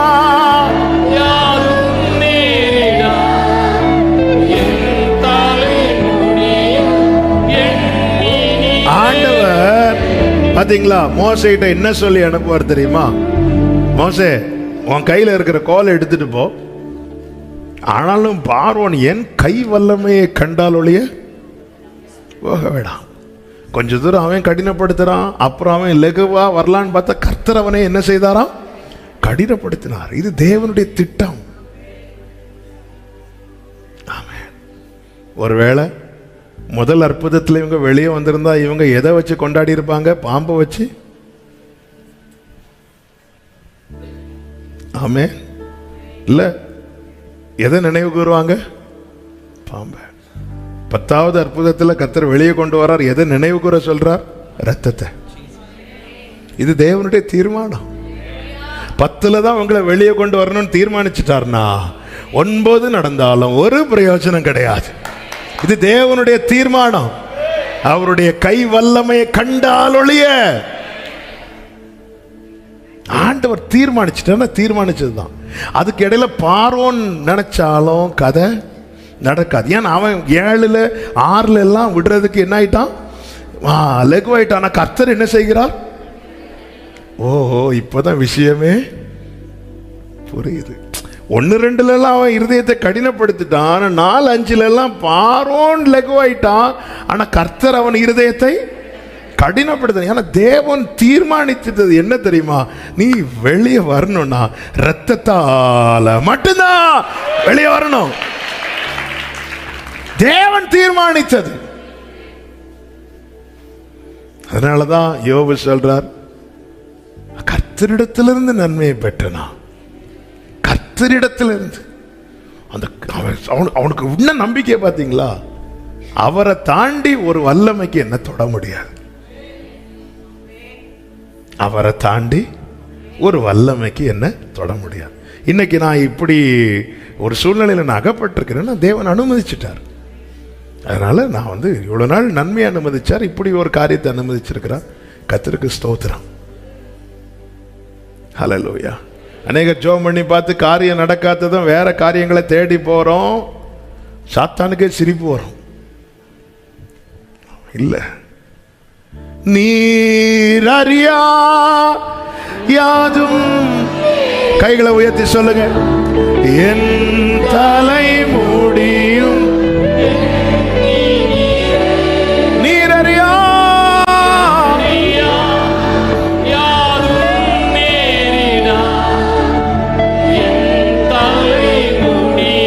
பிரியமான கர்த்தருடைய பிள்ளைகளை, கொஞ்சம் உங்க வாழ்க்கையை திரும்பி பாருங்க. கர்த்தர் அறியாம கர்த்தரால் நடத்தப்படும் போது, நான் மீண்டும் சொல்லுகிறேன், அந்த மேகத்துக்கு கீழே இருந்து விலகி ஒரு கூட்டம் போனாங்கல்ல, அவங்க வாழ்க்கையில தீமைக்கு கர்த்தர் பொறுப்பு கிடையாது. நான் சொல்லுகிற வார்த்தையெல்லாம் கர்த்தரால் நான் நடத்தப்படுறேன். இந்த பாதை கர்த்தர் என்ன ஓட விட்டு இருக்கிறார், நான் அதை அக்செப்ட் பண்ணி போறேன். அதனால் வருகிற காரியங்கள் அவர் அனுமதிக்காமல். அதனாலதான் இந்த நிச்சயம் இருக்கணும் நமக்கு. நம்ம ஒரு காரியத்துக்காக ஒரு அதிகாரியை பார்க்க போறோம். பாத்தீங்களா, எஸ்தர் ராஜாவுக்கு மணவாட்டியா இருக்கும்படி தெரிந்தெடுக்கப்பட்டவள். ஆனாலும் ராஜா கிட்ட ஒரு காரியத்தை கேட்கறதுக்கு முன்னாடி 3 நாள் ஃபாஸ்டிங் இருந்து தானே போறாங்க. என்ன அதன் அர்த்தம்? அங்க இந்த அதிகாரத்தில் இருக்கிறவர்களிடத்திலிருந்து என்ன பிறப்பிக்கப்பட வேண்டும் என்பதை தீர்மானிக்கிற அதிகாரத்தில் ஒருவர் இருக்கிறார். ஆமே. இதுதான் வேதம் நமக்கு காண்பித்து தரு. நமக்கு மேல ஒருத்தங்க இருக்கிறாங்க, இப்படி நமக்கு ஃபேவரா பேசினா நல்லா இருக்குமேன்னு தோணும். உடனே நம்ம அவங்கள ப்ளீஸ் பண்ணுவதை விட்டு அவங்களுக்கு மேல ஒருத்தர் இருந்து, பைபிள் என்ன சொல்லுது? ராஜாக்களின் இருதயம் யார் கையில இருக்குதான்? கர்த்தருடைய கையில் இருக்கிறது. அவர் அதை தமது சித்தப்படி திருப்புகிறாராம். பார்வோனுடைய இருதயம் யார் கையில் இருந்துச்சு? எல்லாரையும் விட்டுட்டு எல்லாரும் போங்கன்னா ஆண்டவர் இவனை விடல, அவன் இருதயத்தை இன்னும் என்ன ஆக்குறார்? டைட்டா. ஏய், எப்படி நீங்க உட்காரலாம்? அவன் கிராஸ் பண்ணி போயிடும், எலும்பு ஓடு. அவன் எல்லாத்தையும் கொண்டு வந்து கதையை முடிச்சிட்டார். ராஜாக்களுடைய இருதயம். நமக்கு மேல ஒருத்தங்க அதிகாரத்தில் இருக்கிறாங்க, அவங்க எனக்கு ஃபேவரா ஒரு காரியத்தை தீர்மானிக்கணும்னா, எஸ்தரை என்ன செய்ய போறீங்க? ராஜாவை பிரியப்படுத்த டான்ஸ் ஆட போறீங்களா? இல்ல நல்ல சமைச்சு என்ன செய்ய போறீங்க? நான் ஃபாஸ்டிங் இருக்க போறேன். ஏன் அதுக்கு மேல ஒருத்தர் இருக்கிறா. உயர்ந்தவன் மேல் உயர்ந்தவன். அந்த வசனத்தை வாசிங்க. பிரசங்கியின் புஸ்தகம் 7வது அதிகாரமா, ரைட் சைடுல இருக்கு பாருங்க. 5வது அதிகாரம் 8வது வசனம். ஒரு தேசத்தில் ஏழைகள் ஒடுக்கப்படுகிறதையும் நியாயமும் நீதியும் புரட்டப்படுகிறதையும் நீ காண்பாயானால் அதை குறித்து ஆச்சரியப்படாது. உயர்ந்தவன் மேல் உயர்ந்தவன் காவலாளியாய் இருக்கிறான். அவர்கள் மேல் உயர்ந்தவரும் அவர்கள் மேல் உயர்ந்தவரும் ஒருவர் உண்டு. கைகளை உயர்த்தி ஆமென். உயர்ந்தவன் மேல் உயர்ந்தவன் காவலாளியா இருக்கிறான்பா. அவர்கள் மேல், அந்த அவரை தான் நோக்கி பார்க்கணும். அவர் அறியாமலும் அவர் அனுமதிக்காமலும் எதுவுமே நடக்காது. 4வதாக ஏசாயா 43:2. நீ தண்ணீர்களை கடக்கும் போது நான் உன்னோடு இருப்பேன், நீ ஆறுகளை கடக்கும் போது அவைகள் உன்மேல் புரளுவதில்லை. 4வதா இப்படிப்பட்ட கேள்விகள் எழும்பும் போது ஒரு தேவ பிள்ளை அறிந்து கொள்ள வேண்டிய காரியம் என்ன தெரியுமா? அவர் என்னை கைவிட மாட்டார். அவர் என்னை கைவிட மாட்டார். கைவிட மாட்டார், கைவிட மாட்டார், கைவிடவே இந்த வேதத்தினுடைய அழகு என்ன அப்படின்னா, ஒரு வாக்குத்தத்தம் இருக்குன்னா அது இன்னொரு இடத்துல நிறைவேற்றி காண்பிப்பதையும் பார்க்க முடியும். இந்த வசனத்திலேயே தண்ணீரை கடக்கும் போது அக்கினியில் நடக்கும் போது என்று சொல்லப்பட்டிருக்கிறது. ஆமென். தண்ணீரை சீஷர்கள் கடக்கும் போது ஆண்டவர் கூட வந்து நின்றார். பார்த்தீங்களா? அக்கினியில சாத்ராக் மேஷாக் ஆபேத்நேகோ நடக்கும் போது அவரும் கூட வந்து நின்றார். பார்த்தீர்களா? தேவன் நிமித்தம், அவருடைய நாமத்து நிமித்தம் ஒரு காரியம் நம்முடைய வாழ்க்கையில ஒரு அக்கினியோ தண்ணீரோ அனுமதிக்கப்படும் போது ஒரு தேவ பிள்ளை என்ன புரிந்து கொள்ள வேண்டும் என்றால், அவர் என்னை கைவிட மாட்டார். நம்முடைய ஜெபம் என்னவா இருக்குன்னா, ஆண்டவர் இந்த தண்ணீர் வேண்டாம், இந்த அக்கினி வேண்டாம். ஆண்டவர் என்ன சொல்ல, நீ தண்ணீரை கடக்கும் போதுன்னா நான் தீர்மானிச்சுட்டேன், நீ என்னதான் ஆகணும்? தண்ணீரை கடந்துதான் ஆகணும். ஆனா ஆண்டவர் என்ன பிராமிஸ் பண்றாருன்னா, நான் கூட இருப்பேன். தண்ணீரை கடக்கும் போது நான் கூட இருப்பேன். அக்கினியில் நடக்கும் போது, நாங்கள் ஆராதிக்கிற தேவன் எங்களை தப்புவிக்க வல்லவரா இருக்கிறார் சொல்லும் போது அக்கினி அணையும் பார்த்தா அக்கினி இன்னும் 7 மடங்கு எரியுது. இது தேவனுடைய தீர்மானம். ஆனா கர்த்தர் பிராமிஸ் பண்றார், நான் கூட இருப்பேன். அதாவது ஆண்டவர் பிரமாணங்களை கொடுக்கும் போது அதுல ஒரு பிரமாணம் என்ன அப்படின்னா, ஒருவன் அக்கினியை கொளுத்தினான் என்றால், அந்த வசனம் எடுத்த வாசிங்க, எனக்கு ரெஃபரன்ஸ் சரியா தெரியல. ஒருவன் அக்கினி கொளுத்தும் போது அந்த அக்கினியினால் ஒரு சேதம் உண்டாச்சுன்னா, அந்த அக்கினியை கொளுத்தினவனை அதற்கு ஓகே. இப்போ ரெஃபரன்ஸ் தேடிட்டு இருந்தா அடுத்த பாயிண்ட் விட்டுருவோம். நீங்க இருந்து நல்லா தேடுவீங்க, இந்த ரைட் சைடில் வரும். ஓகே, கர்த்தர் உங்களை ஆசீர்வதிப்பார். அக்கினியை கொளுத்தும் போது அக்கினியினால் ஒரு சேதம் உண்டாச்சுன்னா, அந்த அக்கினியை கொளுத்தினவன் அதற்கு உத்தரவாதியாம். இப்போ நான் எங்கள் வீட்டில் ஒரு தீ வைக்கிறேன். தீ வைக்கும்போது அந்த தீயினால் பக்கத்து வீட்டில் யாருக்காவது ஏதாவது டேமேஜ் ஆச்சுன்னா, நான் வைக்கிற தீயினால் எனக்கு ஒரு அவசியத்துக்கு நான் தீ வைக்கிறேன், அதனால யாருக்காவது ஏதாவது சேதம் வந்துச்சுன்னா, அந்த தீ வச்ச ஆளு அதுக்குள்ள முழு பொறுப்பையும் எடுத்துக்கணும். ஆண்டவர் ஒரு பாதையில் நம்மை நடத்தி விட்டு, அவர் தம்முடைய எல்லா வழிகளிலேயும் சொல்லுங்க நீதி உள்ளவர், நீதி உள்ளவர். தேவன் என்ன இதில் நடக்க விடுறார், நான் நடக்கிறேன். எனக்கு அதனால ஒரு கஷ்டமோ நஷ்டமோ வந்தா நான் கலங்க தேவையில்லை. அவர் ஒன்றையும் மறந்து விடுவதற்கு அவர் அநீதி உள்ளவர் அல்ல, அவர் நீதி உள்ளவர். ஹல்லேலூயா. ஆண்டவருக்கு தெரிந்து தண்ணீரை கடக்கும் போது இந்த காற்று கடல் கொந்தளித்தது. 12 சீஷர்கள் ஒரு ஆள் அமிழ்ந்தார்களா? அக்கினி எரிந்ததே 3 பேர் தூக்கி போட்டாங்களா? ஒரு ஆள் மடிந்தார்களா? சரி பரவாயில்லப்பா, 2 பேரையாவது காப்பாற்ற முடிஞ்சது. அப்படி அல்ல. வேதம் சொல்லுகிறது அவர்களுடைய முடி கூட கரகவில்லை. ஆண்டவர் கைவிட மாட்டார். 5வதாக அறிந்து கொள்ள வேண்டிய காரியம் என்ன தெரியுமா? 1 கொரிந்தியர் 10:13. அதுதான் திராணிக்கு மேலாக சோதிக்கப்பட. அந்த வசனத்தை வாசிங்க. மனுஷனுக்கு நேரிட சோதனை இல்லாமல் வேறே சோதனை உங்களுக்கு நேரிடவில்லை. வேறே சோதனை அனுமதிக்க மாட்டார். எல்லாரும் சொல்லுங்க. எனக்குன்னு தேவன் குறித்து இருக்கிறார். எனக்கு என்னுடைய திராணி அவருக்கு தெரியும். அதை தாண்டின வேறே சோதனையை கர்த்தர் அனுமதிக்க மாட்டார். காரணம் தேவன். But God is faithful. அவர் உண்மையுள்ளவராயிருக்கிறார். அடுத்த வார்த்தை, திராணிக்கு மேலாக. இந்த உங்கள் திராணிக்கு மேலாக நீங்கள், நானே வாசிக்கிறேன், நீங்கள் சோதிக்கப்படுகிறதற்கு அவர் இடம் கொடாமல். அப்போ ஒரு வார்த்தை தெளிவா தெரியுதா? அவர் இடம் கொடுக்காம ஒண்ணுமே வராது. இப்ப சில காரியத்துக்கு அவர் என்ன செய்திருக்கிறார்? இடம் கொடுத்திருக்கிறார். ஆனா இடம் கொடுத்த காரியத்துக்கு கூட எவ்வளவுதானா? இம்மட்டும் வா, மிஞ்சி வராது. அதான் பாடு, நீர் அறியா. ஆண்டவரே, ஆண்டவர் சொல்லி நான் செய்யக்கூடாது வரக்கூடாது தான், என்னால முடிஞ்ச அளவுக்கு நான் ட்ரை பண்ணேன். அப்படி இல்லை. அவர் எவ்வளவு இடம் கொடுக்கணுமோ அவ்வளவுதான் இடம் கொடுத்திருக்கிறார். அதுக்கு மேல அவர் இடம் கொடுக்கல. ஏன்னா திருடன் சோதிக்கப்பட பிசாசின் கையில் ஆண்டவர் என்ன செய்கிறார்? ஒப்பு கொடுப்பார். ஆனா எல்லையை போட்டு. ஏன்னா அந்த பிசாசினுடைய வேலை என்னன்னா திருடணும், கொல்லணும், அழிக்கணும். யோபுவுக்கு உண்டான சிலவற்றை அவனால திருட முடிந்தது. ஆனா யோபுவை அழிக்க முடியலையே. எல்லாத்தையும் கை வச்சிரு, ஜீவனை மட்டும் தொற்றாத அப்படின்னார். எல்லாத்தையும் கை வச்சு அவன் யாரையும் சேர்த்து அழிச்சிருக்கணும்? சரி யோபுவை விட்டுருங்க, இன்னொரு ஆள் வீட்டில் இருக்கிறாங்க, யாரையும் சேர்த்து அழிச்சிருக்கணும்? மனைவியை அழிச்சிருக்கணும். கடந்த நாளில் யோசித்து பார்த்தா பல விளக்கு. ஒருவேளை அவளே அவனுக்கு ஒரு பெரிய டார்ச்சரா?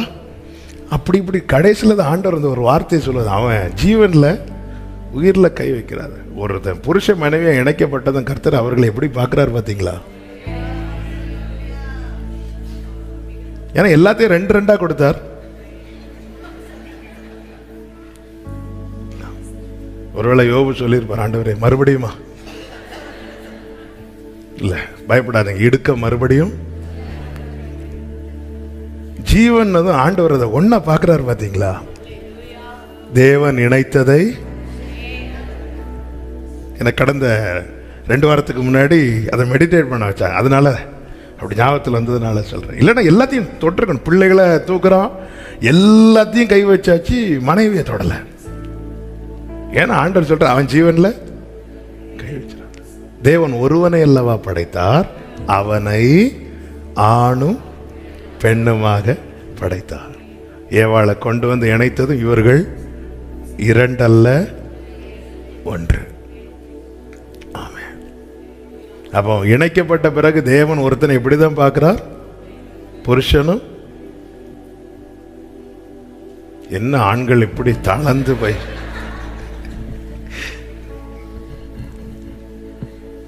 வேற வாய்ப்பே கிடையாது, வேற வழியே கிடையாது. பரலோகத்துக்கு யார் கூட தான் போகணுமா? வாசிங்க 1 பேதுரு. சில சொல்லு அந்த வசனத்தெல்லாம் காட்டி தராதீங்க பிரதர். 3வது அதிகாரம் 7வது வசனம். அந்தபடி புருஷர்களே வாசிங்க, கரெக்ட் தான். மனைவியானவள் பலவீன பாண்டமா இருக்கிறபடியால், வாய்ஸ் எல்லாம் தடுமாறுது. மனைவியானவள் பலவீன பாண்டமா இருக்கிறபடியினால் உங்கள் ஜெபங்களுக்கு தடை வராதபடி நீங்கள் விவேகத்தோட அவர்களுடனே வாழ்ந்து. இந்த வார்த்தையை உங்களுடனே கூட அவர்களும் நித்திய ஜீவனாகிய கிருபையை சுதந்தரித்துக் கொள்ளுகிறவர்களானபடியினால் செய்ய வேண்டிய உங்களுடனே கூட. சில நினைக்கலாம் அங்க போயாவது நிம்மதியா இருக்கலாம்னு பார்த்தா,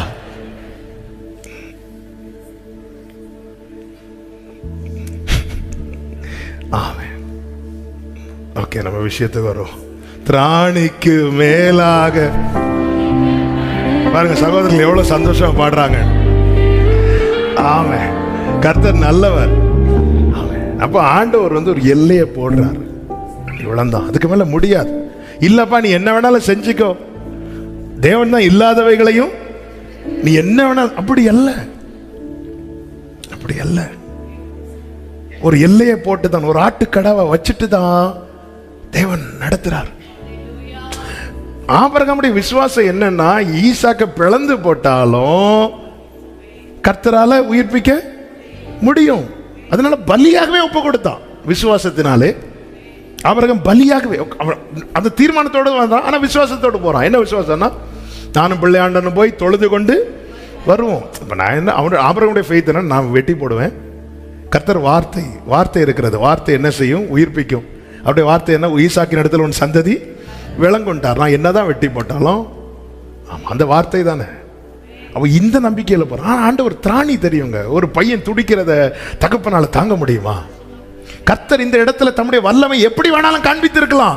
ஆனா ஆண்டவர் அப்படி அல்ல. இதுக்கு மேல இவன் தாங்க மாட்டான்னு சொல்லிட்டு ஒரு ஆட்டுக்கடாவை எங்க கொண்டு வந்து நிறுத்திட்டு ஈசாக்கு மேல ஒரு கீறல் கூட விழாதபடிக்கு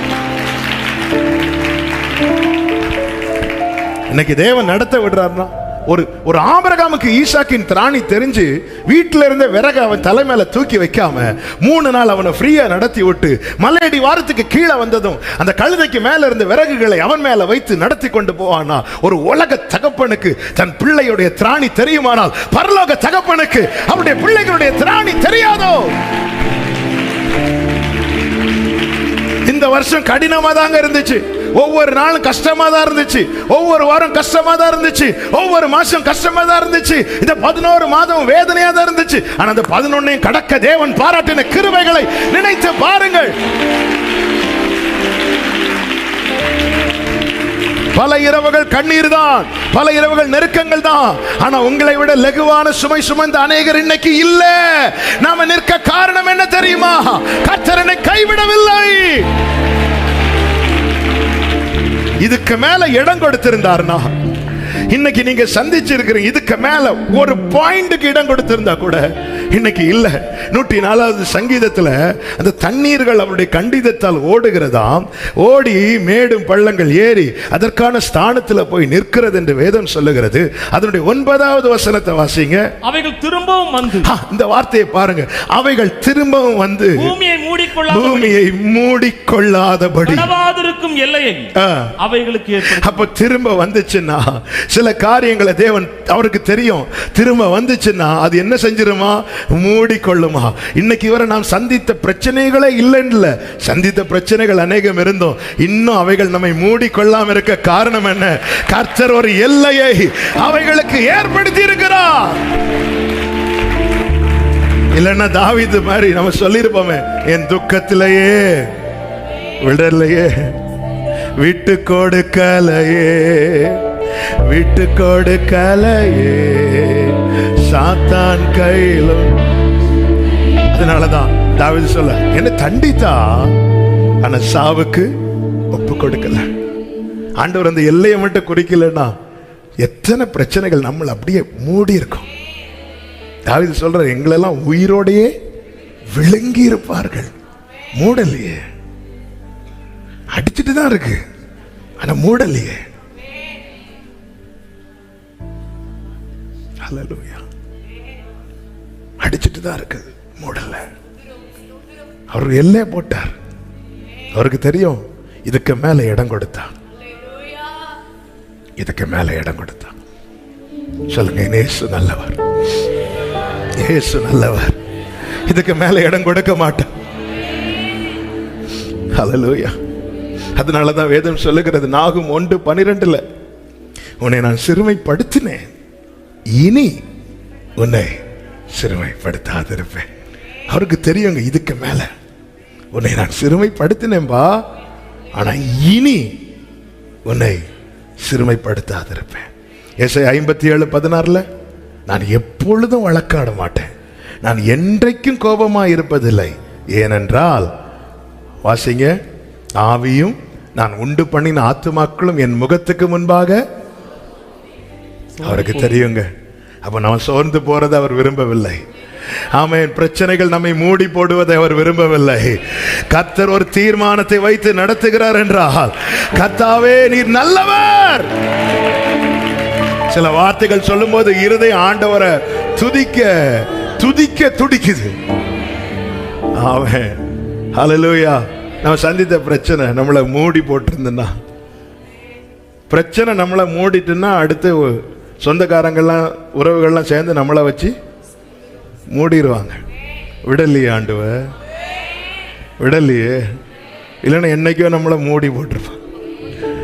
ஹல்லேலூயா. சுவர்புறமா திரும்பி அழுத எசேக்கியா சொன்னாரு, பொழுது விடிந்து பார்த்தா நான் இருக்க மாட்டேன்னாரு.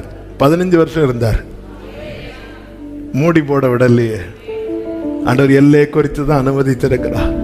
வரதை பார்த்து எல்லை குறிக்கிறவர் அல்ல, எல்லை குறித்து அனுமதிக்கிறவர். எவ்வளவு வேணாலும் அடிச்சுக்கோ, ஆனா இவ்வளவு தான்.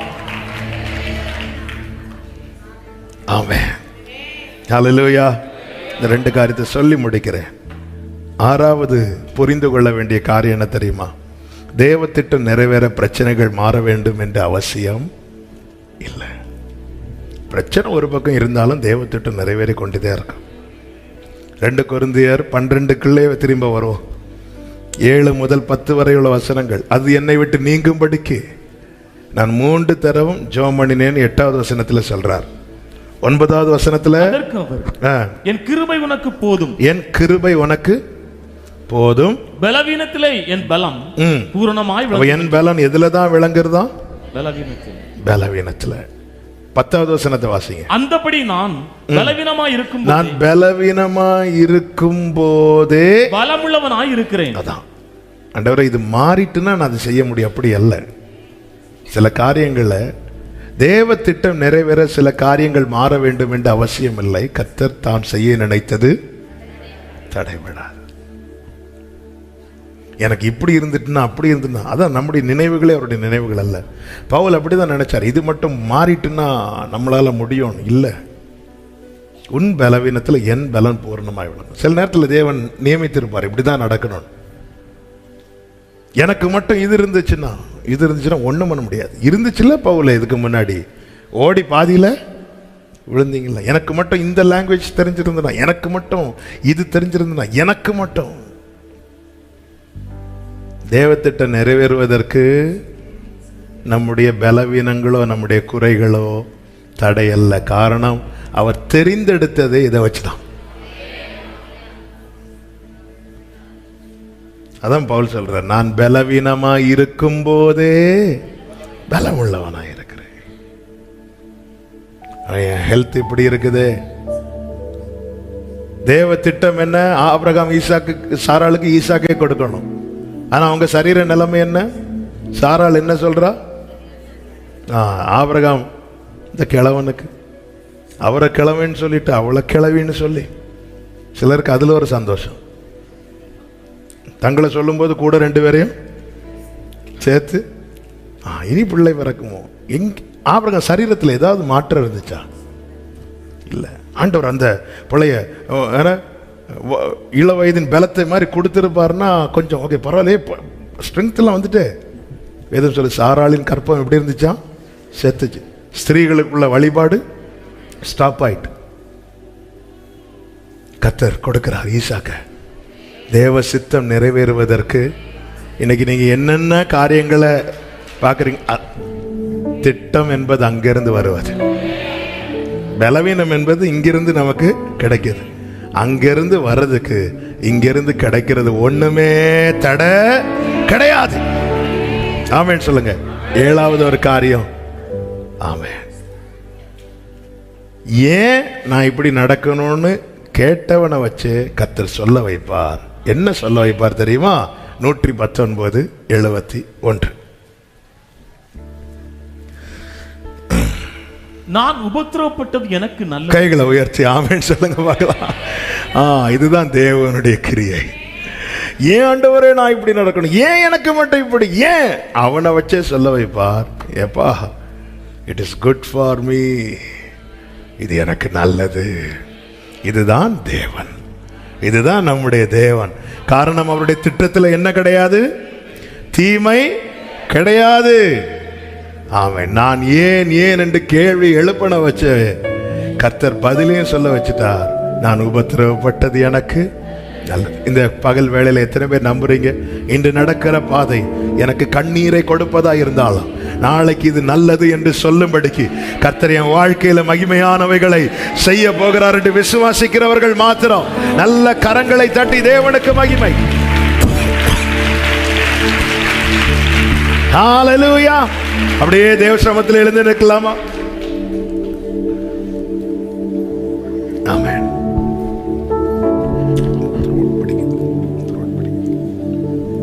ஹalleluya. முடிந்தவர்கள் எல்லாம் எழுந்து நின்று எல்லாரும் என்ன சொல்லி பாட போறோம் தெரியுமா? நம் இயேசு நல்லவர்னு சொல்லி பாட போறோம்.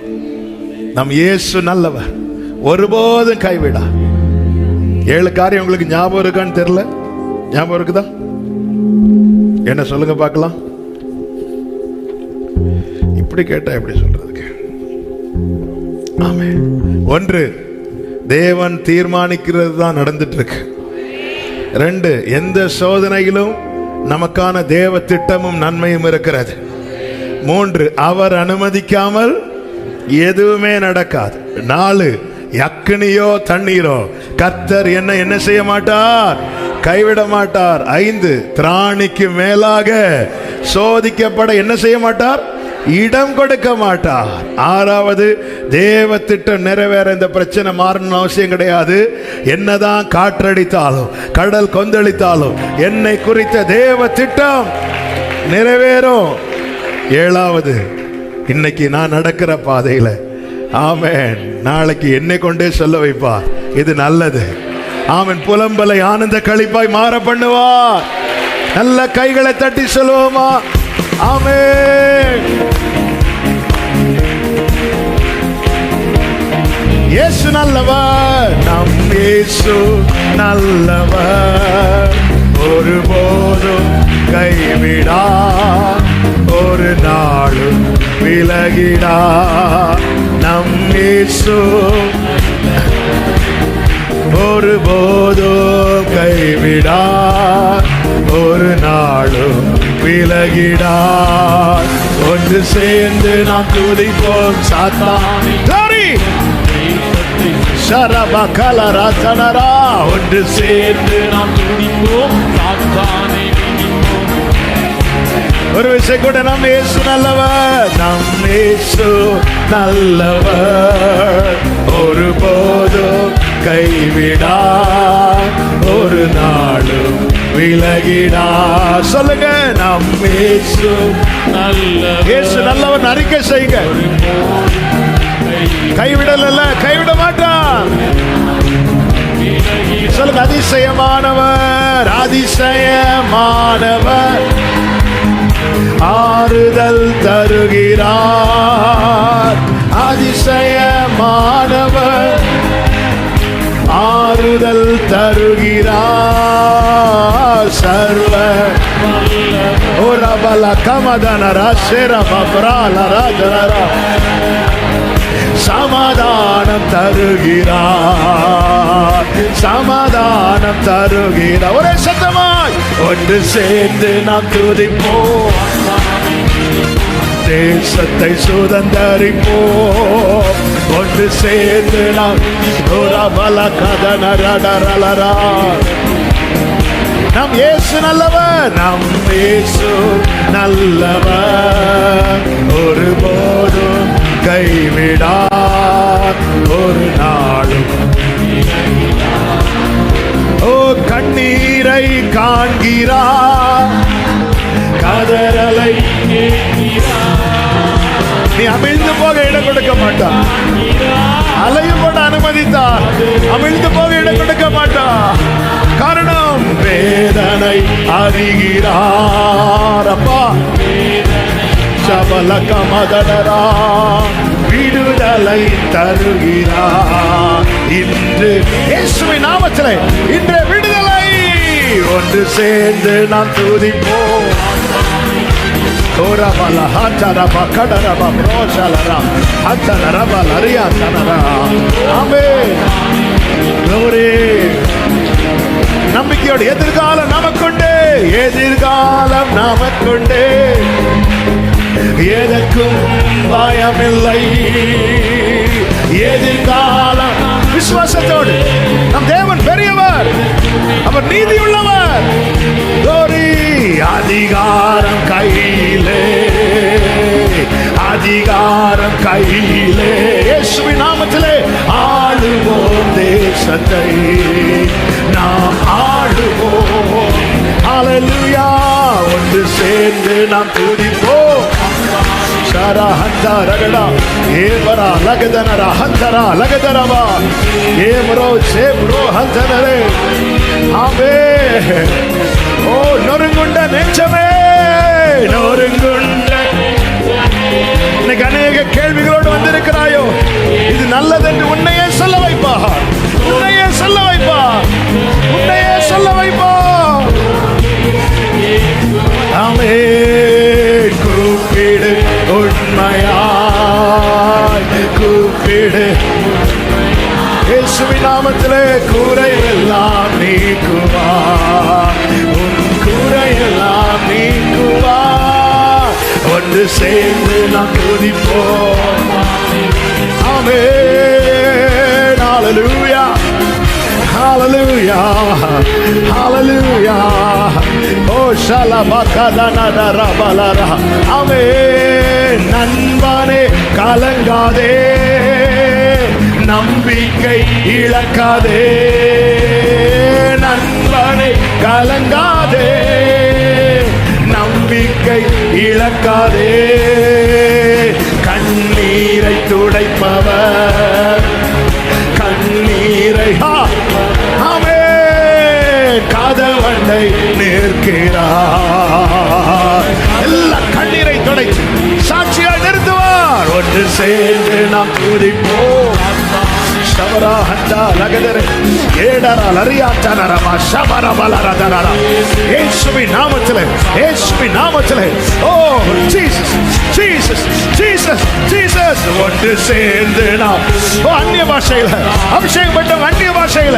கர்த்தர் பெரியவர், கர்த்தர் ராஜரீகம் பண்ணுகிறார், கர்த்தர் ராஜரீகம் பண்ணுகிறார், கர்த்தர் ராஜரீகம் பண்ணுகிறார். மகத்துவத்தை அணிந்து கொண்டிருக்கிறார். கர்த்தர் ராஜரீகம் பண்ணுகிறார். அவர் நினைத்ததே நடக்கும், அவர் நினைத்ததே நடக்கும், அவர் நினைத்ததே நடக்கும். சத்ருவின் எண்ணங்கள் அவமாகும், சத்ருவின் திட்டங்கள் அவமாகும்.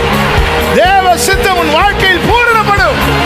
அதற்கு தான் இந்த பாதை, அதற்கு தான் இந்த பாதை, அதற்கு தான் இந்த பாதை. Jesus, Jesus, Jesus, Jesus, Jesus.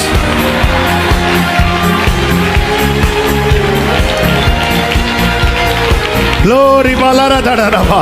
நல்ல கரங்களை தட்டி நாளைக்கு நல்லதென்று சொல்ல போகிறாய். இந்த சூழ்நிலையை நாளைக்கு நீ நல்லதென்று சொல்ல போற. தாவீதை சொல்ல வைத்தவர் உன்னையும் சொல்ல வைப்பார். Jesus, glory. நல்லதுன்னு சொல்ல வைப்பார். சகோதரி, நெருக்கப்பட்டு ஒடுக்கப்பட்டு வேதனையோடு வந்திருக்கிறாயோ, இதெல்லாம் நன்மையா மாற போகுது. சகோதரா, இந்த அழுகையின் பள்ளத்தாக்கு நீரோற்றாய் மாற போகுது. இதெல்லாம் என் நன்மைக்காக சொல்ல போற. கர்த்தர் அப்படி மாற்றுகிறார், கர்த்தர் அப்படி மாற்றுகிறார், என் தேவன் அப்படி மாற்றுகிறார். Jesus, Jesus, Jesus. கர்த்தர் நல்லவர், என் இயேசு நல்லவர், தீமையை நினைக்காதவர். ஹல்லேலூயா, Hallelujah. Hallelujah. Hallelujah. He's so good. அவர் நல்லவர். அவர் எப்படி தீமை யோசிப்பார்? இயேசு நல்லவர். அவர் எப்படி தீமையானதை நமக்கு விரோதமாக யோசிப்பார்? அவர் அன்பானவர். அவர் எப்படி தீமை யோசிப்பார்? என் ஆண்டவர் நல்லவர்.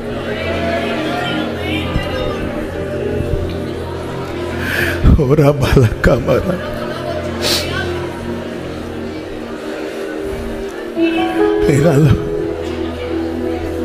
உங்க கைகள் கூறுகவில்லை. எஸ், உம்மால் கூடாததெதுவுமில்லை. உங்க கைகள் glory, உம்மால் கூடாததெதுவுமில்லை. உம்மால் கூடாததெதுவுமில்லை. இயேசுவால் கூடாததெதுவுமில்லை. சகலத்தையும் நீர் உருவாக்கினீர். சகலத்தையும் நீர் உருவாக்கினீர். வார்த்தையாலே நீர் உருவாக்கினீர். பாடுங்க. சகலத்தையும் நீர் உருவாக்கினீர். வார்த்தையாலே நீர் உருவாக்கினீர். என் வாழ்விலும் நீர் வாக்கினால் சொன்னதை கரத்தினால் செய்து நிறைவேற்றுவே. வாழ்விலும் நீர் வாக்கினால் சொன்ன. ஆமென். விசுவாசத்தோடு ரெண்டு கைகளை உயர்த்தி. உங்க கைகள் குறுகல. உங்க கைகள் குறுகவில்லை. உம்மால் கூடா. நம்புறீங்களா? நம்புறீங்களா? சாட்சியா நிறுத்துவார். நம்புறீங்களா? ஜீசஸ் நம்புறோம்பா. உங்களை நம்புறோம்பா. காரணம் நீ எல்லா வழிகளிலேயும் நீதி உள்ளவர் ஆண்டவரே. ஆமென்.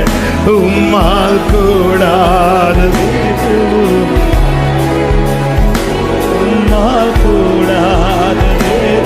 சொல்லுமா இப்போ.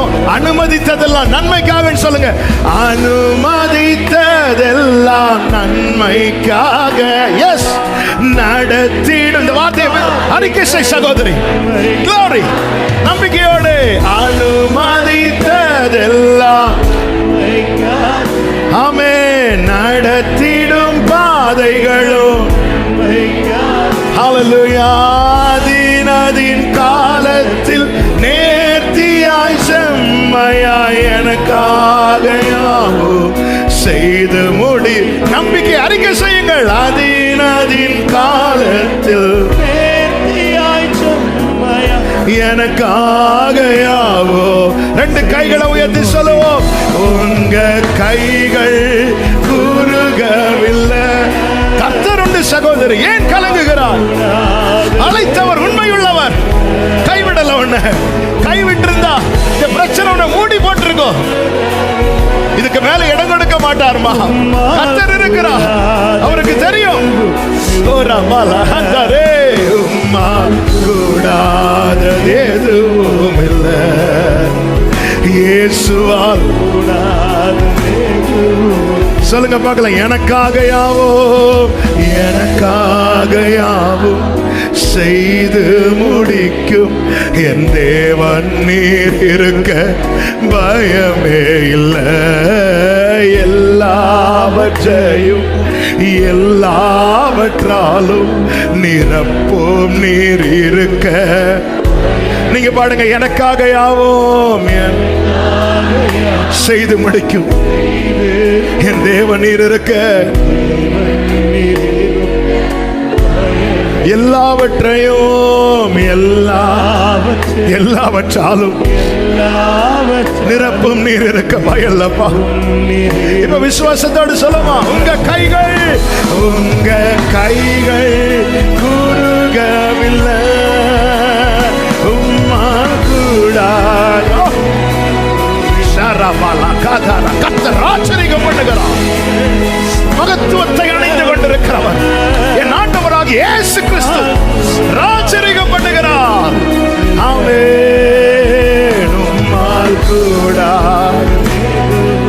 glory உம்மால் கூட. கைகளை அசைத்து ஹalleluya பாடி முடிக்கலாமா? ஹalleluya.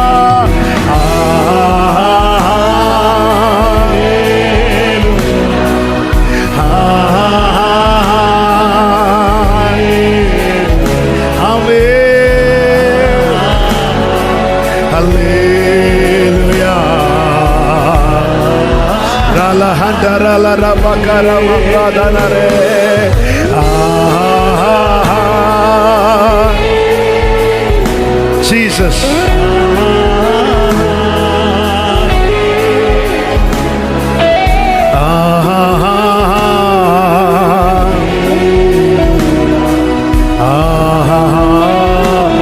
நல்ல கரங்களை தட்டி தேவனுக்கு மகிமை. முழு பலத்தோடு இயேசுவின் நாமத்தில் இரக்கமுள்ள தேவனை அனுமதித்ததெல்லாம் நன்மைக்காக, நடத்திடும் பாதைகளும் நன்மைக்காக. நீங்க இருக்கிறீங்கப்பா, எங்களுக்காக இருக்கிறவர், எல்லோரிலும் பெரியவராய் இருக்கிறேன் ஆண்டவரை. இன்னைக்கு சில கடினமான சூழ்நிலையில் நடக்க நேர்ந்தால் இதெல்லாம் நாளைக்கு நல்லது என்று சொல்ல வைக்க போறீங்க. அதற்காக உமக்கு ஸ்தோத்திரம். அப்படியே ஒவ்வொருவரையும் கர்த்தர் சாட்சியாய் நிறுத்துங்க ஆண்டவரே. நீங்க வாக்கு தந்திருக்கிறீங்க ஆண்டவரே, இதுக்கு மேல நான் இடம் கொடுக்க மாட்டேன் என்று.